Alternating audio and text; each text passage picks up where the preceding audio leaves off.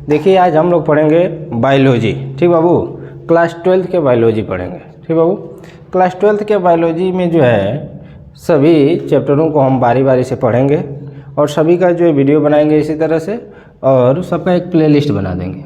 उसमें जो है आप लोग क्या करेंगे, सभी चैप्टर का जो है वीडियो देख लेंगे और उसके बाद एक बार, दो बार, तीन बार देखेंगे, सारा जो है आपको प्रोसेस समझ में आ जाएगा। ठीक बाबू, ज़्यादा टेंशन लेने की बात नहीं है, आप आराम से इसको जो है, हाँ लेकिन ये है जब आप वीडियो देखें तो उसका खुद से जो है नोट बनाएं और उसे जो है आपको क्या करें, रिवाइज करते रहें।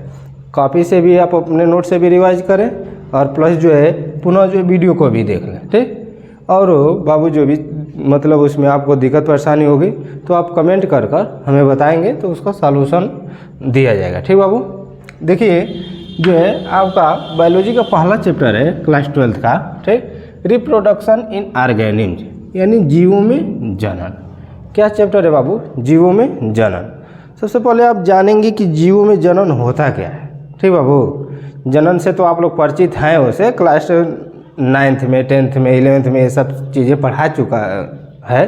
ठीक बाबू, लेकिन फिर भी आप जाने कि जीवों में जनन क्या है। यानी जनन का अर्थ यदि देखा जाए तो जनन का अर्थ होता है क्या बाबू, जन्म। जनन का अर्थ क्या होता है, जन्म। ठीक बाबू, यानी जो है जो पेरेंट्स होते हैं यानी माता पिता होते हैं, जीवों के जो पेरेंट्स हैं, यानी कोई भी जीव जंतु हो या पेड़ पौधा हो या फिर मानव हो, कोई भी पशु पक्षी हो, वो एक पेरेंट्स होते हैं। उसके बाद पेरेंट्स के बाद जो है संतान की उत्पत्ति करते हैं, फिर उसके बाद वो भी पेरेंट्स बनते हैं, फिर वो संतान की उत्पत्ति करते हैं। अर्थात जो ये एक पीढ़ी से दूसरी पीढ़ी तक हमेशा चलता रहता है। और इस तरह से इनकी प्रजातियां जो होती हैं, यानी जो जीव होते हैं वो समाप्त हो जाते हैं, लेकिन जो प्रजातियां होती हैं वो हमेशा बनी रहती हैं। प्रजातियां नहीं समाप्त होती। जैसे देख लीजिए मानव प्रजाति समाप्त हुआ है नहीं ना।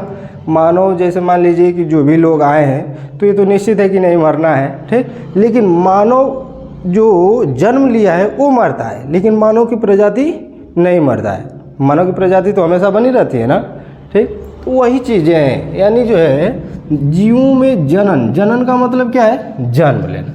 ठीक, संतान की उत्पत्ति तो हम लोग करते रहते हैं। ठीक बाबू, आप लोग भी हैं, आप लोग भी जो है एक ऐसे समय आएगा कि आप लोग भी जो है संतान की उत्पत्ति करेंगे, है कि नहीं। ठीक, अब ज़्यादा खुश ना होइए, आप लोग भी जो है उस स्टेज पर आएंगे जहाँ जो है जनन की क्रिया संभव होगी। ठीक, जानिए तो ये जनन का मतलब क्या हुआ, जन्म। ठीक बाबू, जनन का मतलब जन्म से है। देखिए इसमें सबसे पहले इस चैप्टर में जो है टॉपिक क्या है, जीवन काल। ठीक बाबू, आप लोग ये भी जानते हैं, एकदम निश्चित है कि जो भी व्यक्ति जन्म लिया है या फिर जो भी इस पृथ्वी पर प्रेजेंट है, एक दिन ना एक दिन उसको क्या होना है, मरना है। ये तो निश्चित है, इसे तो कोई टाल नहीं सकता है, ये तो नेचर की देन है। ठीक, वही है जीवन काल। यानी जीवन काल क्या होता है, यानी जीवों का जीवन काल क्या होता है। तो कोई भी जीव होता है जो जन्म ले लेता है, उसके बाद जब तक वो जिंदा रहता है। ठीक बाबू, जब तक क्या है, वो जिंदा है, तो जन्म और जब तक जिंदा है उसके बीच का जो जीवन है वही उसका क्या कहलाता है, जीवन काल कहलाता है। ठीक बाबू, देखिए उसे जो है लाइफ स्पैन, अंग्रेजी में उसे क्या कहते हैं, लाइफ स्पैन के नाम से जानते हैं बाबू, जीवन काल। इसको आप लोग लिखेंगे। ठीक, और बारी बारी से स्टेप बाय स्टेप जो भी मतलब है इसमें टॉपिक, सभी टॉपिक को जो है हम लोग पढ़ते चलेंगे। ठीक, सीरियल नंबर से। देखिए सबसे पहले हम लोग जीवन काल पढ़ते हैं। ठीक बाबू, तो देखिए लिखिए आप लोग भी जो है कापी कलम ले लीजिए और नोट भी बनाते रहिए। ठीक बाबू, साथ साथ जो है आप नोट बनाते रहिए ताकि जो है आप कभी भी कहीं भी पढ़ लें। देखिए जीवन काल किसे कहते हैं, तो जीवों के जन्म से, ठीक बाबू, जीवों के जन्म से प्राकृतिक मृत्यु,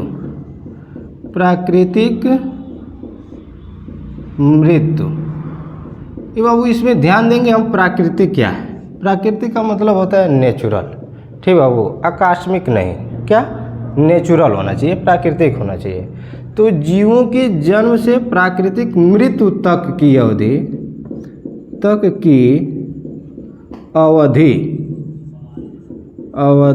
ठीक बाबू, अवधि का मतलब समझते हैं समय को, इसका मतलब होता है समय।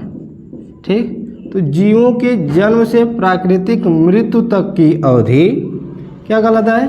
जीवन काल कहलाता है। जीवन काल कहलाता है, कहलाता है। ठीक बाबू, फिर से समझिए। यदि कोई बच्चा है, ठीक, ये कोई बच्चा है, ठीक, ये कोई क्या है? बच्चा है।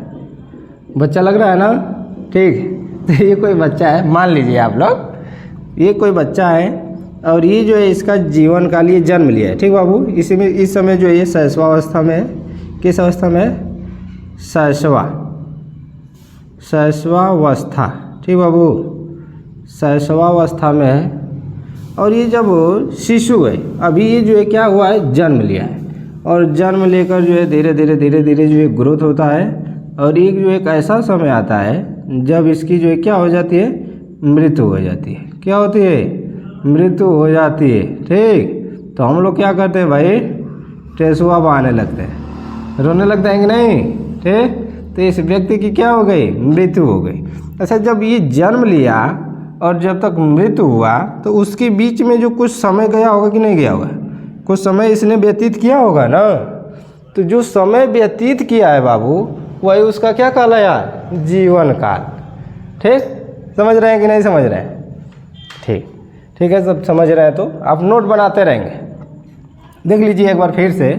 जीवों के जन्म से प्राकृतिक मृत्यु तक की अवधि जीवन काल कहलाता है। ठीक बाबू, जब तक कि प्राकृतिक मृत्यु न हो जाए, आकस्मिक मृत्यु नहीं होना चाहिए। आकस्मिक का मतलब समझ रहे हैं? कोई एक्सीडेंट नहीं होना चाहिए, कोई दुर्घटना नहीं होना चाहिए। ठीक, अकारक तत्वों से मृत्यु नहीं होना चाहिए। नेचुरल द्वारा जो भगवान जो मृत्यु देंगे उसी को जो है क्या कहेंगे हम लोग? जीवन काल कहेंगे। ठीक बाबू, तो नोट कर लीजिए इसे। जीवन काल के बाद आता है हमारा जनन। दूसरी इसकी टॉपिक है बाबू जनन। इसे नोट करिए आप, इसको नोट करिए। देखिए दूसरी टॉपिक क्या आती है बाबू? जनन आता है। जनन या इसी को हम प्रजनन के नाम से जानते हैं, प्रजनन। ठीक बाबू, जनन या प्रजनन, यानी इसको जो है अंग्रेजी में क्या बोलेंगे? Reproduction, reproduction. ठीक बाबू, इसके बारे में देख लेते हैं हम लोग। जनन किसे कहते हैं? जनन का अर्थ मैं पहले ही बता चुका हूँ कि जनन का अर्थ क्या होता है? जन्म होता है, यानी जनन या प्रजनन। तो आप लोग परिभाषा बना लेंगे कि नहीं? आप लोग अपने से बताइए कि जनन क्या होता है। कमेंट करिए, कमेंट कर बताइए कि जनन क्या होता है। ठीक बाबू, देखिए हम बता रहे हैं, समझिए। आप लोग कमेंट भी करिए, अपने दिमाग से जो है कमेंट करिए और हमारा जो है यहाँ पर सुनते रहिए। ठीक, देखिए क्या है जनन। ठीक, तो जीवों द्वारा अपने ही जैसे संतान उत्पन्न करने की क्रिया को जनन कहते हैं। जब जीव अपने ही जैसे संतान उत्पन्न करते हैं तो उसी को हम क्या कहते हैं? जनन या प्रजनन कहते हैं। जैसे देख लीजिए बाबू, सभी जीवों का ऐसा जो है अस्तित्व अपनी जो है प्रजाति को बचाने के लिए जो है ये नेचुरल देन है। ठीक, ये जो है प्रकृति की देन है कि नहीं, वो जनन की क्रियाएं करते हैं। ठीक, अब ये न समझिएगा कि कुछ ऐसे जीव हैं जो जनन नहीं करते हैं। ठीक, वो जो है अपने अस्तित्व को ही खो देते हैं, तो उनका अपवाद स्वरूप नहीं। ठीक, लेकिन सभी जीवों का ये नेचर है, ठीक, ऐसा स्वभाव है कि वो क्या करते हैं? जनन करते हैं। तो जीवों द्वारा अपने ही जैसे संतान उत्पन्न करने की क्रिया को जनन या प्रजनन कहते हैं। देखिए बाबू, जीवों द्वारा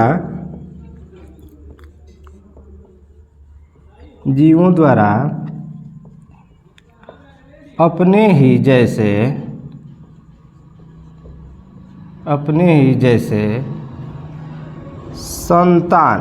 संतान मतलब आप लोग समझ रहे हैं ना? संतान मतलब जैसे मान लीजिए माँ बाप हो गए, तो माँ बाप के हम लोग क्या है? संतान है। हम लोगों के मम्मी पापा और हम लोग क्या उनके संतान है, बेटा बेटी हैं। ठीक बाबू, तो ये जो है जो पुत्र होते हैं, पुत्र या पुत्री, उन्हीं को संतान कहते हैं। ठीक, तो जीवों द्वारा अपने ही जैसे संतान उत्पन्न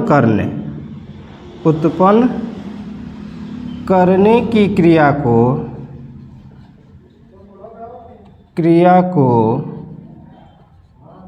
जनन या प्रजनन कहते हैं। क्या कहते हैं बाबू? जनन या प्रजनन कहते हैं। ठीक बाबू, एक बार और देखेंगे आप लोग, जनन किसे कहते हैं या प्रजनन किसे कहते हैं। ये दोनों एक ही शब्द है, जनन या प्रजनन, जिसको रिप्रोडक्शन हम बोलते हैं, यानी जीवों द्वारा अपने ही जैसे संतान उत्पन्न करने की क्रिया को जनन या प्रजनन कहते हैं। बात समझ में आई बाबू।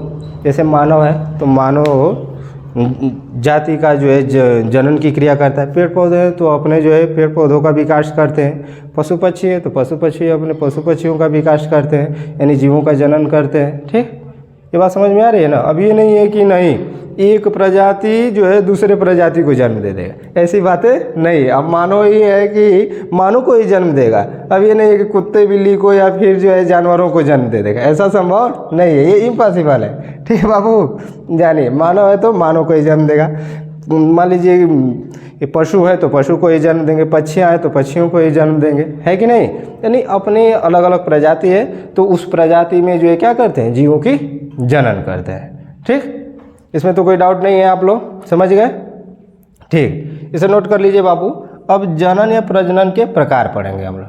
ठीक है, ठीक, तो बाबू आप लोग जो है इसे नोट कर लिए। ठीक, अब इसके बाद जो है बाबू देखिए, ये जीवन काल हम लोग ने पढ़ लिया, उसके बाद जो जनन या प्रजनन। थोड़ा सा इसमें एक टॉपिक हम बता दें बाबू, जीवन काल में कुछ जीव हैं और उसके जो है कुछ जीवन काल है। इसके लिए मैं जो है आपको एक अलग से जो है 2 मिनट का वीडियो बना दूंगा। ठीक, जीव और उनके जो है जीवन काल। ठीक, उसे आप लोग देख लेंगे। क्लियर। हम लोग पढ़ते हैं यहाँ पर जनन के प्रकार। ठीक, जनन के प्रकार पढ़ते हैं। देखिए जनन कितने प्रकार का होता है, जनन कितने प्रकार का होता है। जीवों में जनन बाबू हम लोग पढ़ेंगे कि जनन कितने प्रकार का होता है। तो जनन मुख्य रूप से 2 प्रकार का होता है। जनन मुख्य रूप से 2 प्रकार का होता है। 2 प्रकार का होता है। ठीक बाबू, जनन मुख्य रूप से 2 प्रकार का होता है। ठीक बाबू, पहला होता है लैंगिक जनन और दूसरा होता है अलैंगिक जनन। देख लीजिए पहला क्या होता है, अलैंगिक जनन पहले पढ़ते हैं हम लोग। पहला पढ़ते हैं अलैंगिक जनन। ये जो है पहला है अलैंगिक जनन। इसको जो है अंग्रेजी में बोलते हैं असेक्सुअल रिप्रोडक्शन। Asexual reproduction. ठीक बाबू, असेक्सुअल रिप्रोडक्शन जानते रहिए। अलैंगिक जनन। और दूसरा क्या है, ये जो है जनन मुख्य रूप से 2 प्रकार के। यहाँ 2 आप इंडिकेट कर सकते हैं कि जनन कितने प्रकार का है, 2 है। पहला क्या है अलैंगिक जनन और दूसरा क्या है बाबू लैंगिक जनन। लैंगिक जनन। लैंगिक जनन को क्या कहते हैं, तो सेक्सुअल रिप्रोडक्शन बोलते हैं। Sexual reproduction. ठीक, अब जानिए अलैंगिक जनन क्या होता है और लैंगिक जनन क्या होता है, इसके बारे में हम लोग पढ़ते हैं। देखिए प्रोसेस तो इसका बहुत लंबा है अलैंगिक जनन का, ठीक, और लैंगिक जनन का भी है, लेकिन हम बताएंगे पहले जो है अलैंगिक।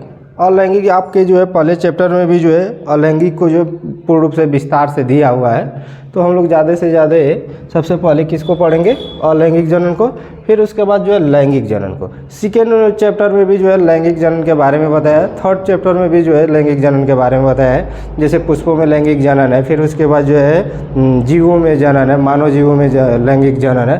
तो इस तरह से जो है पहला दूसरा तीसरा चैप्टर तक जो है सिर्फ जनन का ही सब प्रक्रियाएँ हैं, तो इसको हम लोग आराम से पढ़ेंगे, ठीक बाबू। देखिए अलैंगिक जनन यानी असेक्सुअल रिप्रोडक्शन, सबसे पहले इसके बारे में पढ़ लेते हैं। पहले सुनिए, इसके बारे में हम बता दे रहे हैं कुछ, उसके बाद तो लिखवाएंगे। देखिए अलैंगिक जनन किसे कहते हैं, यानी जनन की वह प्रक्रिया जिसमें केवल एक जनक भाग लेते हैं। जनन की वह प्रक्रिया जिसमें केवल एक जनक भाग लेते हैं अलैंगिक जनन कहलाते हैं। समझ रहे हैं? यानी जनन की वह प्रक्रिया जिसमें केवल एक जनक भाग लेते हैं। ये तो इम्पॉसिबल है आप लोगों के समझ से, ठीक, लेकिन ऐसा इम्पॉसिबल नहीं है। यानी एक जनक तो भाग लेता नहीं है। आप लोग अभी तक यही जानते हैं कि नहीं जो है दो लोग भाग लेते हैं, मेल या फीमेल या नर या मादा, दो लोग भाग लेते हैं ना, लेकिन नहीं। पेड़ पौधे, कुछ छोटे छोटे पेड़ पौधे हैं, ठीक, छोटे छोटे जीव जंतु भी हैं जिनमें जो है केवल एक ही जनक भाग लेता है, सिर्फ एक ही, वो मेल हो या फीमेल, सिर्फ एक जनक होगा। ठीक बाबू, एक जनक यानी एक बॉडी होगी और उसी बॉडी से क्या होगा, जनन की क्रिया होगा, नए जीव की उत्पत्ति होगी। तो जनन की वो प्रक्रिया जिसमें केवल एक जनक भाग लेते हैं, ठीक, उसे हम क्या कहते हैं, अलैंगिक जनन कहते हैं। लेकिन वहीं पर क्या होता है, लैंगिक जनन में क्या होता है बाबू, इसका विपरीत हो जाएगा। जनन की वह प्रक्रिया जिसमें दो जनक भाग लेते हैं, क्या, दो जनक, अब वो भी कैसे, विपरीत जनक होते हैं। एक होता है मेल और एक होता है फीमेल। ठीक बाबू, इसमें दो विपरीत जनक भाग लेते हैं। जनन की वह प्रक्रिया जिसमें दो जनक भाग लें, ठीक, लैंगिक जनन कहलाते हैं। वो भी कैसा जनक रहेंगे, विपरीत जनक, ये नहीं कि समान जनक, ठीक, समान जनक नहीं होंगे। ये नहीं है कि नहीं मेल मेल हो गए फिर या फीमेल फीमेल होंगे, नहीं, हमेशा जब भी जनन में भाग लेंगे तो मेल और फीमेल भाग लेंगे। ठीक बाबू, यानी विपरीत जनक भाग लेंगे। तो लैंगिक जनन किसे कहते हैं, जनन की वह प्रक्रिया जिसमें दो जनक भाग लेते हैं लैंगिक जनन कहलाते हैं। ठीक, इसको जो है क्या कहेंगे, जनन की वह प्रक्रिया जिसमें केवल एक जनक भाग लेते हैं उसे अलैंगिक जनन कहते हैं। अंग्रेजी में इसको कहते हैं, इसी डिफिनेशन को अंग्रेजी में यदि आप सोचें, ठीक, तो अंग्रेजी में कहते हैं कि the process of asexual reproduction involve two single parental body. The process of asexual reproduction involve two single parental body. Single parental body का मतलब समझ रहे हैं ना, एक ही जनक, ठीक, जो हम बता चुके हैं। अब इसमें क्या है, the process of sexual reproduction involve two double parental body. Double parental body का मतलब दो शरीर होनी चाहिए। कितने, दो शरीर, तो एक मेल का होगा और एक फीमेल का होगा। ये पौधों में भी होता है, मानव में भी होता है, जीव जंतुओं में भी होता है, पशु पक्षियों में होता है। ठीक, तो ये चीज़ें जो होता है लैंगिक जनन। ठीक बाबू, अच्छा, पहले चैप्टर में हम लोग सबसे पहले अलैंगिक जनन को पढ़ेंगे, विस्तार से पढ़ रहे हैं। देखिए, अलैंगिक जनन के प्रकार, वैसे अलैंगिक जनन के प्रकार तो नहीं है लेकिन उनकी विधियाँ हैं। ठीक बाबू, अलैंगिक जनन की कई विधियाँ हैं। विशेष तौर से अलैंगिक जनन को हम कायिक जनन के नाम से जानते हैं। अलैंगिक जनन को ही कायिक जनन या वर्धी प्रवर्धन के नाम से जानते हैं। ठीक बाबू, देखिए ये छोटे छोटे जीव जंतु या पौधों में जो है उत्पन्न होता है, इसलिए कायिक या वर्धी प्रवर्धन के नाम से जानते हैं अलैंगिक जनन को। इसको जो विस्तार से हम लोग पढ़ते हैं। ठीक है, कोई अभी तक तो डाउट नहीं है, यदि कोई भी डाउट है बाबू तो उसे कमेंट करिएगा। ठीक, वहाँ से हम लोग जो है क्या करेंगे, सलूशन आपको आसान भाषा में और देने की कोशिश करेंगे। ठीक, पहले जो है हम लोग अलैंगिक जनन पढ़ते हैं। ओके, देख लीजिए, ये तो आप लोग नोट कर लिए होंगे। ठीक, देखिए,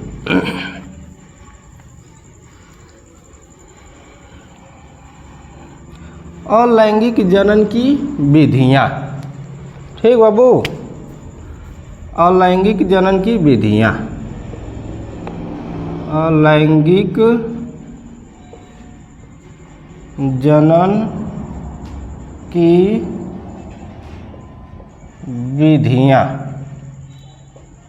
ठीक, अलैंगिक जनन की कई विधियाँ हैं। सबसे पहले सभी विधियों को एक साथ लिखवा दें बाबू कि बारी बारी से पढ़ा दें। आप लोग कमेंट कर कर बताइए।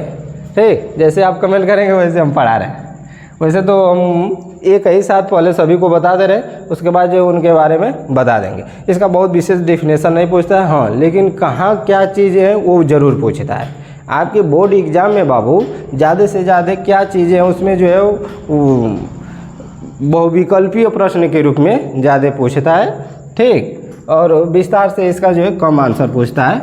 ठीक, देखिए अलैंगिक जनन की विधियाँ। पहली विधि इसकी जान लीजिए, पहली विधि क्या है? तो पहली विधि है इसकी विखंडन विधि या विभाजन विधि। क्या बाबू? विखंडन या विभाजन विधि। विभाजन विधि, विखंडन या विभाजन विधि, इसको आप लोग भी नोट करते रहेंगे। सबको आप नोट करिए, एकदम अपने कापी कलम लीजिए बाबू और नोट करिए। इसको हम अंग्रेजी में फ्यूजन बोलते हैं। क्या बोलते हैं? फ्यूजन बोलते हैं। ठीक बाबू। पहली विधि क्या है? विखंडन या विभाजन विधि। ये विखंडन को ही विभाजन विधि के नाम से जानते हैं। ये ना जानिएगा कि विभाजन विधि अलग है। ठीक, विखंडन या विभाजन विधि एक ही है, उसको जो है फ्यूजन कहते हैं। ठीक, देख लीजिए इसमें जो है विखंडन या विभाजन विधि के भी दो प्रकार हैं। ये जो है दो प्रकार से होता है। ठीक, देखिए क्या है ये? द्विविखंडन, द्विविखंडन, द्विविखंडन या फिर बहुविखंडन। द्विविखंडन को अंग्रेजी में बोलते हैं बाइनरी फ्यूजन। क्या बोलते हैं? Binary fusion. ठीक बाबू, बाइनरी फ्यूजन बोलते हैं। और दूसरा क्या है? बहुविखंडन, बहुविखंडन, बहुविखंडन। ठीक बाबू, देखिए बहुविखंडन, इसको जो हम बोलते हैं multiple, multiple fusion, multiple fusion. देख लीजिए ये द्विविखंडन जो होता है, विखंडन या विभाजन, ये दो भागों में होता है। कौन कौन से? एक द्विविखंडन होगा और बहुविखंडन होगा। ये द्विविखंडन होगा और बहुविखंडन होगा। यहाँ पर द्विविखंडन के भी भाग होते हैं। द्विविखंडन के भाग देख लीजिए। द्विविखंडन के मुख्य रूप से तीन भाग हैं। मुख्य रूप से तीन भाग हैं द्विविखंडन के। एक जो है अनियमित, अनियमित द्विविखंडन, द्विविखंडन, अनियमित द्विविखंडन। दूसरा क्या है? अनुप्रस्थ, अनुप्रस्थ द्विविखंडन। ठीक बाबू, अनियमित द्विविखंडन, अनुप्रस्थ द्विविखंडन। और तीसरा जो है अनुदैर्घ्य, अनुदैर्घ्य द्विविखंडन, द्विविखंडन। अच्छा, अनियमित द्विविखंडन किस में होता है बाबू? अनुप्रस्थ द्विविखंडन किस में होता है? अनुदैर्घ्य द्विविखंडन किस में होता है? यहाँ से प्रश्न आपको जो है क्या करेगा? वो विकल्पी में पूछ देगा एग्जामिनर। ठीक भैया, जानिए इसे। अनियमित द्विविखंडन, अनियमित द्विविखंडन अमीबा में होता है। किस में होता है? अमीबा में।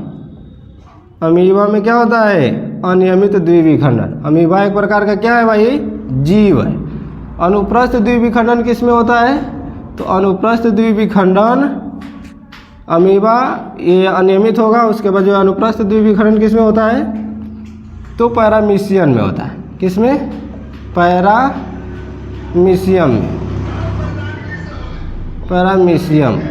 ठीक बाबू, पैरामीशियम में जो होता है अनुप्रस्थ द्विविखंडन होता है।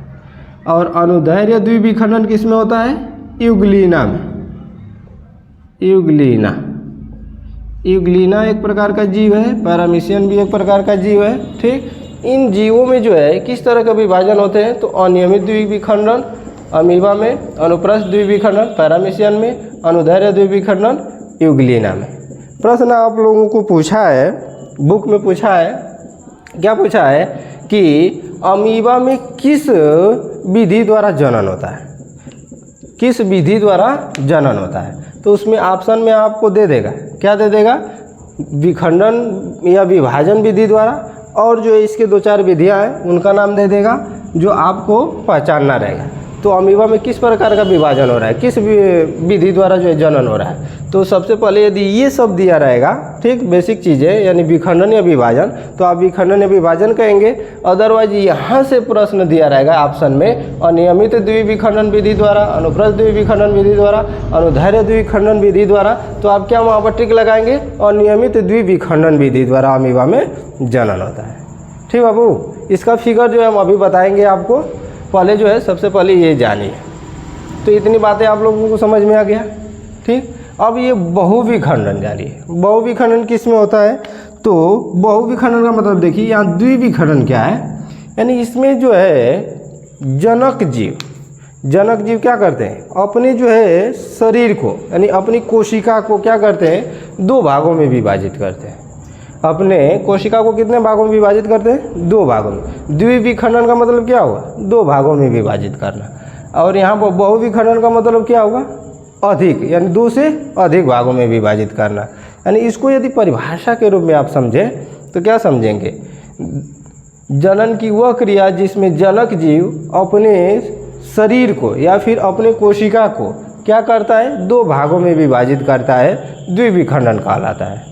और उसके बाद बहुविखंडन क्या कहेंगे, यानी इसमें जनक जीव क्या करेगा, अपने कोशिका को जो है बहुत से यानी 2 से अधिक भागों में विभाजित करेगा, तो उसे हम बहुविखंडन कहेंगे। समझ रहे हैं, ये लिखने की ज़रूरत बहुत नहीं है, आप इसी तरह से समझ लीजिए, खुद आप परिभाषा अपने से नोट कर लेंगे। ठीक, यदि लिखना चाहते हैं तो हम बोल दे रहे हैं, आप लोग लिखिए। विखंडन भी या विभाजन विधि क्या होता है, तो जानिए इसको हम लिखेंगे नहीं, इसको हम समझा दे रहे हैं आपको बाबू, आप इसको नोट करिए, हम बोल रहे हैं। जैसे विखंडन या विभाजन विधि क्या होता है, तो जनन की वह प्रक्रिया जिसमें जनक जीव अपने शरीर का विभाजन करते हैं और अपने शरीर का विभाजन कर कर नए जीव का विकास करते हैं, नए जीव की उत्पत्ति करते हैं। यानी जनन की वह क्रिया जिसमें जनक जीव का मतलब पेरेंटल बॉडी, जनक जीव अपने शरीर का विभाजन कर कर यानी अपने कोशिकाओं का विभाजन कर नए संतान की उत्पत्ति करते हैं, यानी विखंडन या विभाजन विधि कहलाता है। ठीक, उसी को जो है 2 भागों में विभाजित किए करते हैं अपने शरीर को, यानी द्विविखंडन बहुविखंडन। तो द्विविखंडन का मतलब क्या हुआ, यानी जिसमें जनक जीव, जनन की वह प्रक्रिया जिसमें जनक जीव अपने शरीर को 2 भागों में विभाजित करते हैं, तो द्विविखंडन कहलाया। बहुविखंडन का मतलब है, यानी इसमें जो है क्या होता है, जनक जीव अपने शरीर की कोशिकाओं को, ठीक है, इसमें जनक जीव क्या करते हैं, अपने शरीर की कोशिकाओं को 2 से अधिक भागों में विभाजित करते हैं, 2 से अधिक भागों में विभाजित करते हैं, बहुविखंडन कहलाता है। बस ये है क्या, इसमें कौन सा जीव आएगा, जैसे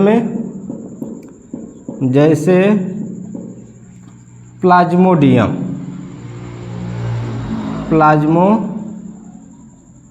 प्लाज्मोडियम। ठीक बाबू, प्लाज्मोडियम एक जीव है जो अपने शरीर को क्या करता है, बहुत यानी 2 से अधिक भागों में, छोटे छोटे भागों में विभाजित कर कर नए जीव की उत्पत्ति करता है। ठीक, ये तो बात समझ में आ गई ना।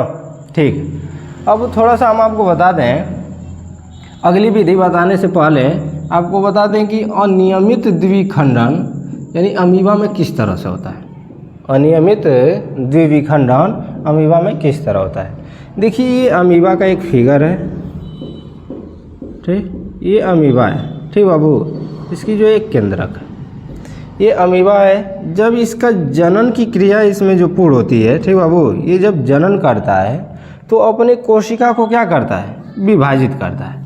किस तरह से, देखिए ये जो है कोशिका को अपने 2 भागों में विभाजित करेगा।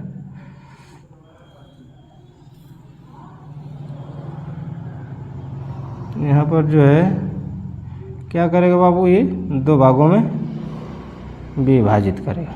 ठीक, ये जनक जीव जो है अमीबा है। क्या है, अमीबा।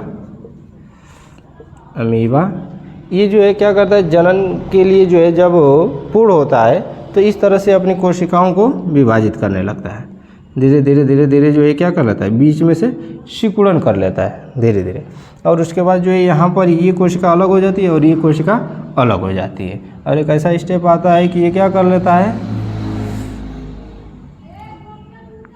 ये जो है एक अलग जीव हो जाता है और एक जो है अलग जीव हो जाता है। यानी यहाँ पर जो है एक जनक था और ये अपनी कोशिका को विभाजित किया। कैसा विभाजित किया? अनियमित द्विविखंडन विभाजित किया और इस तरह से एक जनक दो जीवों को उत्पत्ति कर दिए, दो जीवों को जन्म दे दिए। यानी ये भी एक संतान हो गया, ये भी एक संतान हो गया। ठीक, इस तरह के जीवों में जो जनक जीव होते हैं वो कभी मरते नहीं हैं।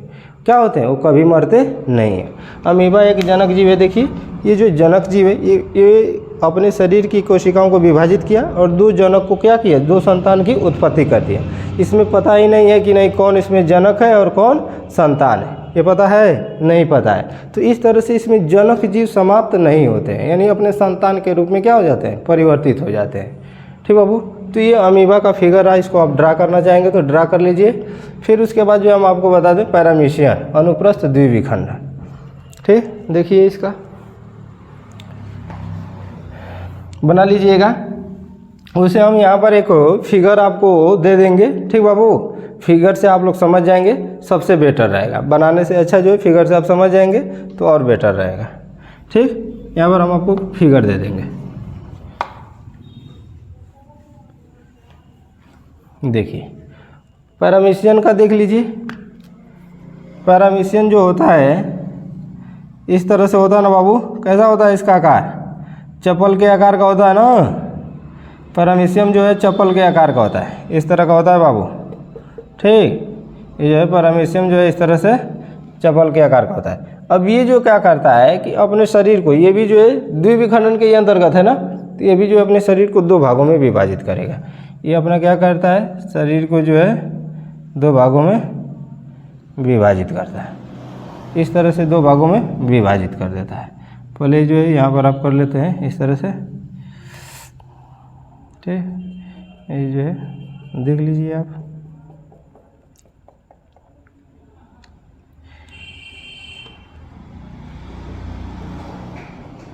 ये जो है पैरामीशियन है। ठीक बाबू, अब ये पुनः जो है अपने शरीर को यहाँ से ये विभाजित कर लेगा, यहाँ से ये विभाजित कर लेगा।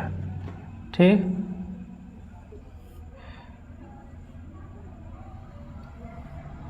बना लीजिएगा आप लोग।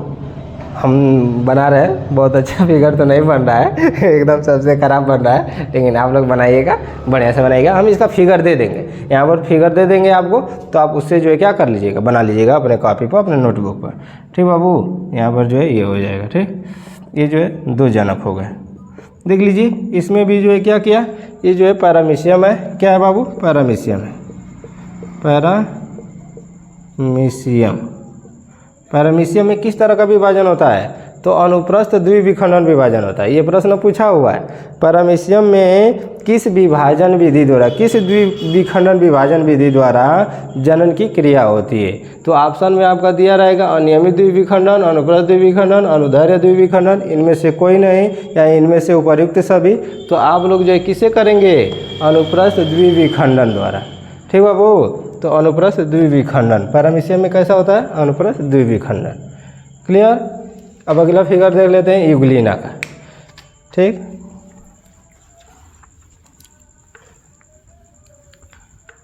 यूग्लिना को देखिए आप। यूग्लिना, यूग्लिना का फिगर जो है बाबू इस तरह होता है यूग्लिना। ठीक, ये जो है यूग्लिना होता है। क्लियर? ये क्या करता है कि अपने शरीर को अनुदैर्ध्य रूप से विभाजित करता है।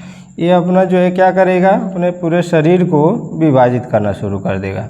तो ये जो है इस तरह से विभाजित करेगा। ठीक बाबू,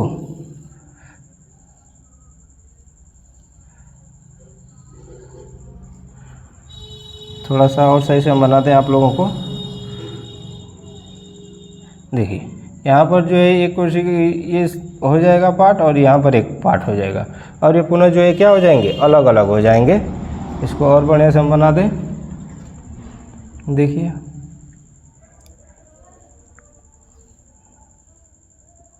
ये जो है एक ये जी हो जाता है और जो है दूसरा क्या हो जाएगा? यहाँ पर ये जी हो जाता है। ठीक बाबू, ये जानते रहिए। इसमें जो है आप लोग फिगर बना लीजिएगा। ठीक, ये क्या है? यूग्लिना है। Euglena, Euglena. ये फिगर बना लीजिए, सपोज दैट ऐसा ही होता है, आप लोग बढ़िया से बनाइएगा, फिगर यहाँ हम दे दिए रहेंगे। ठीक बाबू, ठीक, तो समझ गए आप लोग। ओके, अब इसकी दूसरी विधि पढ़ते हैं। इसकी दूसरी विधि क्या है? तो विखंडन के बाद आता है मुकुलन, मुकुलन आता है। ठीक बाबू, विखंडन के बाद कौन सी विधि आती है? मुकुलन विधि। मुकुलन विधि में क्या होता है? देखिए, मुकुलन विधि को अंग्रेजी में हम बोलते हैं बडिंग। क्या बोलते हैं? बडिंग। ठीक बाबू, मुकुलन होता है। दूसरी विधि इसकी क्या है? मुकुलन, मुकुलन यानी बडिंग, बडिंग। ठीक बाबू, बडिंग। इसमें क्या होता है मुकुलन में? इसमें जो जनक जीव होते हैं बाबू, वो अपने शरीर से, बडिंग का मतलब समझ रहे हैं, कली के रूप में छोटे छोटे जो है उसमें से कलिकाएँ निकलेंगे। ऐसा जैसे मतलब आप देख लीजिए, फिगर हम बता दे रहे हैं। एक जो है जनक जीव है ये, ठीक, ये जनक जीव क्या करेगा कि अपने कोशिका से छोटी छोटी इस तरह से कोशिका निकालेगा। ठीक, और धीरे धीरे ये जो विकसित हो जाएगा और पुनः जो है ये अपने शरीर से, यानी इस जनक कोशिका के शरीर से ये अलग हो जाता है। ये क्या होता है? अलग हो जाता है, और अलग होकर इस पृथ्वी पर पुनः जो है क्या कर लेता है? एक जो है जीव का निर्माण कर लेता है। ठीक, ये जो है बडिंग में क्या होता है? तो ये कली के रूप में निकलता है और पुनः ये जो यहाँ से शरीर से, यानी इस जनक जीव के शरीर से अलग होकर नए जीव का निर्माण कर लेता है। इसी को हम क्या कहते हैं? बडिंग कहते हैं। ठीक, समझते हैं इसको बढ़िया से। देखिए बाबू, बडिंग क्या होता है? तो इसको हम बताएंगे आपको कि जनन की वह प्रक्रिया जिसमें जनक जीव अपने कोशिकाओं से एक कली के रूप में नए कोशिका का विकास करते हैं, बडिंग कहलाता है। एक कली के रूप में, एक छोटे से कली के रूप में क्या करता है? नए कोशिका का विकास करता है या नए जीव का निर्माण करता है, तो उसे हम क्या कहते हैं? बडिंग कहते हैं। इसमें क्या आते हैं बडिंग में? आप लोग जो है लिखिए, इसमें जो आता है ईस्ट, हाइड्रा या स्पंज। इसमें एग्जाम्पल में क्या आता है बाबू? ईस्ट, ईस्ट, हाइड्रा या फिर स्पंज, स्पंज। ठीक, मुकुलन में क्या होता है बाबू? तो मैं आपको बताया हूँ कि इसमें जो है कलिका विधि द्वारा, यानी छोटी छोटी कलिकाएँ निकलती हैं और जो है नए जीव का विकास होता है। ठीक बाबू, जैसे इसमें एग्जाम्पल क्या होता है? ईस्ट, हाइड्रा या स्पंज। देखिए बाबू, ईस्ट का हम फिगर बनाए हैं, फिगर तो बहुत अच्छा नहीं है, लेकिन आप लोग जो है उसे बना लीजिएगा। वैसे यहाँ हम फिगर आपको दे देंगे। ठीक बाबू, फिगर हम दे देंगे वीडियो में, उसको देखकर आप सही से बनाएंगे। ये ईस्ट का फिगर है। ठीक है, देखिए बाबू, यहाँ पर जो है एक प्रकार का जनक जीव है, ये ईस्ट का जनक जीव है। ये धीरे धीरे क्या करता है? देखिए, ये कली के रूप में जो है निकल रहा है, अपने जो है जनन की क्रिया के तरफ समीप ये जा रहा है, तो कली के रूप में निकल रहा है। उसी तरह से जो है यहाँ पर आकर एक कली हो गया। अब ये जो है निकल जाएगा, ये बाहर आ जाएगा और ये बाहर आ जाएगा, यानी यहाँ से जो है दो जनक हो जाएंगे। ठीक बाबू, दो यहाँ पर जो है जीव हो जाएंगे, एक ये जीव हो जाएगा और ये एक नया जीव हो जाएगा, यानी ये संतान हो जाएंगे। उसी तरह से हाइड्रा में देख लीजिए, हाइड्रा का जो ये जनक जीव है, धीरे धीरे ये क्या करता है? अपने जो है कोशिका का इस तरह से विभाजन करता है और यहाँ से कली के रूप में बाहर निकलता है, और पुनः जो है एक ऐसा समय आता है कि ये पूर्ण रूप से ये होता है, और ये कली जो होता है ये पूर्ण रूप से एक नए जीव का निर्माण कर लेता है। ठीक, और यहाँ से जो ये हट जाता है और पुनः ये जो टूट कर बाहर यहाँ ज़मीन पर, पृथ्वी पर गिरता है, और उसके बाद जो है नया पौधा बन जाता है। उसी तरह स्पंज होता है। स्पंज का ये फिगर है बाबू, इसको सही से आप बनाएंगे। ये स्पंज है और ये जो है अपनी कोशिका का विभाजन कर लेता है और नए जीव का निर्माण कर लेता है। ठीक, वैसे जो है इसका जो है हम पिक्चर यहाँ लगा देंगे, आप लोग समझ लीजिएगा उसे। ठीक बाबू, क्लियर? तो इतना ही हम लोग पढ़ते हैं। अगली हेडिंग जो है आपकी जो है अगली विधि, यानी तीसरी विधि आपको हम अगले नेक्स्ट वीडियो में बताएंगे। यहाँ तक जो है इसको आप पढ़कर आएंगे। जो भी दिक्कत परेशानी रहेगी उसे आप कमेंट करेंगे, ताकि हम अगले वीडियो में जो है और अच्छे से बताएं। ठीक बाबू, तो धन्यवाद। नेक्स्ट